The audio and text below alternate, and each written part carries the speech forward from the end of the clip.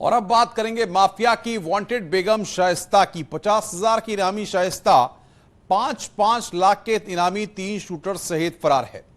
असद एक एनकाउंटर से लेकर अतीक अशरफ की हत्या के वक्त तक उसके सरेंडर करने की अटकलें लगाई जाती रहीं, लेकिन क्राइम क्वीन सामने नहीं आई। खबर है कि अब अतीक अशरफ के 40वां के बाद शाइस्ता सरेंडर कर सकती है।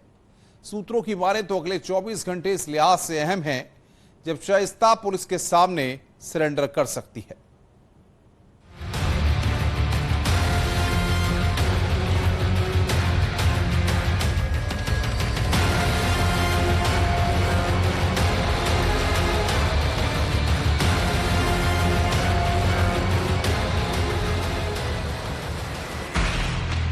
शाइस्ता की तलाश में यूपी पुलिस और एसटीएफ की टीम महाराष्ट्र पहुंची, उत्तराखंड गई, नेपाल जाने का दावा किया गया। दक्षिण भारत के कई शहरों में भी शाइस्ता की तलाश में दबिश दी गई, लेकिन शाइस्ता का कहीं कोई पता नहीं चला। उमेश पाल की हत्या को 3 महीने से ज्यादा का वक्त बीत चुका है, पर शाइस्ता अब तक पुलिस की पकड़ से दूर है। लेकिन अब पुलिस महकमे में हलचलें तेज हैं, क्योंकि खबर है कि शाइस्ता परवीन सरेंडर कर सकती है। पिछले 3 महीने से लगातार शाइस्ता परवीन अपनी लोकेशन बदल रही है। फरारी के दौरान शाइस्ता परवीन ने अपने बेटे असद की एनकाउंटर की खबर सुनी, लेकिन आखिरी बार अपने बेटे असद की दीदार नहीं कर पाई। पति अतीक अहमद की हत्या हो गई, लेकिन सुपुर्दे खाक में शाइस्ता परवीन शामिल नहीं हो पाई। अब खबर आ रही है कि शाइस्ता परवीन बिल्कुल टूट चुकी है, परेशान है और किसी भी वक्त सरेंडर कर सकती है। पुलिस सूत्रों की माने तो शाइस्ता के 24 घंटे के अंदर सरेंडर करने की खबरें हैं। प्रयागराज में पुलिस अलर्ट है, कई इलाकों को छावनी में बदल दिया गया है और चकिया में अतीक के घर के पास दिखने वाले एक शख्स पर पुलिस की पैनी नजर है।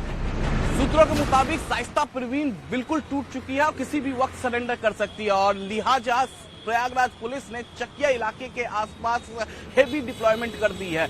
यहां तक कि काफी तादाद में सफेद पोशाक में सिविल पुलिस को तैनात किया गया है चकिया इलाके और कसारी मसारी कब्रिस्तान के आसपास। अतीक अहमद की पत्नी शाइस्ता परवीन के लिए पुलिस हर दिन जाल बिछा रही है, लेकिन शाइस्ता एक शातिर माफिया की तरह हर दिन अपना ठिकाना बदल रही है। सोमवार को अतीक के बेटे असद के 40वें की फातिहा थी। दावा किया जा रहा था कि शाइस्ता चोरी छिपे फातिहा में शामिल हो सकती है, लेकिन ऐसा हुआ नहीं। शाइस्ता के आने का पुलिस को कोई सुराग नहीं मिला। फिर अतीक के 40वें की फातिहा में कब्रिस्तान पहुंचने की खबर उड़ी तो पुलिस ने कब्रिस्तान के बाहर सिविल ड्रेस में जवानों को तैनात कर दिया, लेकिन इस बार फिर पुलिस के हाथ खाली रहे। इस्लाम धर्म में मान्यता है कि मरने वाले के 40वें दिन 40वां किया जाता है। गरीबों को खाना खिलाया जाता है ताकि मरने वाले की आत्मा को शांति मिले। लेकिन शाइस्ता परवीन अपने जिगर के टुकड़े असद के 40वां में शामिल नहीं हुई, तो वहीं अपने पति अतीक अहमद के भी 40वां में शामिल नहीं हुई, जिससे शाइस्ता परवीन बिल्कुल टूट चुकी है।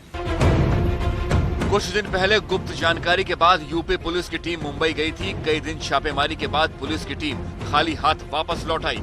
सूत्रों के मुताबिक उमेश पाल हत्या मामले में शाइस्ता नामजद आरोपी बनने के बाद लंबे समय तक प्रयागराज और कौशाम्बी के कछार इलाके में छिपी हुई थी, लेकिन जब पुलिस ने छापा मारा तो शाइस्ता भाग निकली।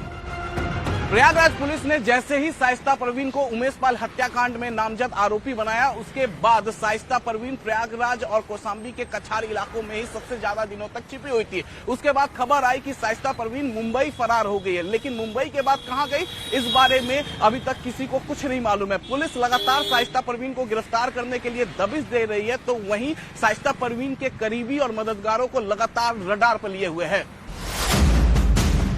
शाइस्ता पर शिकंजा कसने के लिए पुलिस हर कोशिश कर रही है। शाइस्ता पर फिलहाल 50,000 का इनाम है, जिसे बढ़ाकर जल्द 1 लाख रुपए करने की तैयारी है।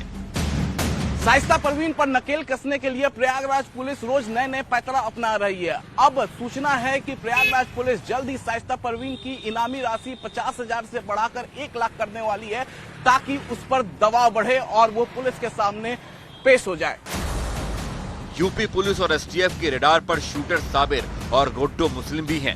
दिल्ली और मुंबई पुलिस गुड्डू मुस्लिम को आर्म्स एक्ट के तहत गिरफ्तार करना चाहती है, तो वहीं यूपी पुलिस उमेश पाल हत्याकांड में गुड्डू मुस्लिम को गिरफ्तार करने के लिए कई राज्यों की पुलिस की मदद भी ले चुकी है।